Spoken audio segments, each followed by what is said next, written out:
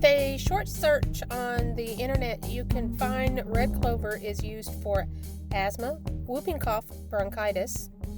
There's also premenopause, menopause, and PMS, arthritis, skin eruptions, burns, and eczema.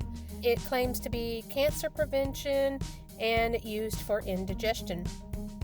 But you'll also find warnings like not enough evidence, more study needed, no significant evidence, and so on.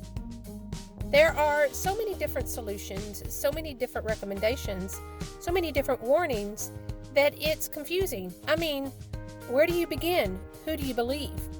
No wonder health seems so hard. But with all of that said, we are missing the point. We are designed to thrive in our environment. For us to be here today, we have to accept that fact. It's obvious our ancestors have done so for all the generations. This was done without the science of today, without man-made pharmaceuticals, without the name of each compartmentalized body systems, without the exhaustive list of plants and all their perceived abilities to tend to all the different symptoms of the body. How did they survive? They did this by knowing that they have been given everything that they need to not only survive, but to thrive in their environments. We are designed to thrive in our environment. They say that clover is the herb of luck, friendship, and love, but I see her as the herb of trust.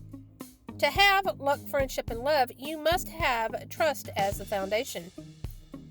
See, clover can easily be the poster child of herbalism today.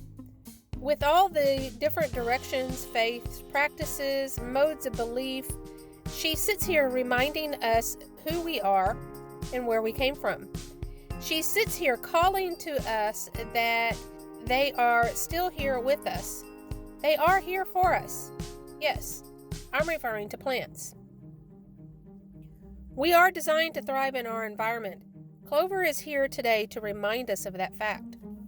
I know what you're saying. Bekka, you're talking of red clover. Why are you sitting in the lawn by white clover? It's a different plant.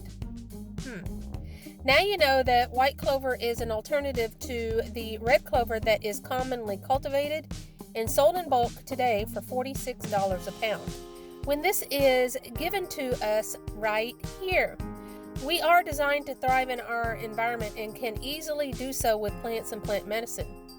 We need to trust and start listening to what is being said in our own backyard. This is called a natural health lifestyle. So if this resonates with you, hit the subscription button and go down to the description and grab your free resource in the description bar. I will talk with you again soon, and until then, get healthy, be happy, and herbal on!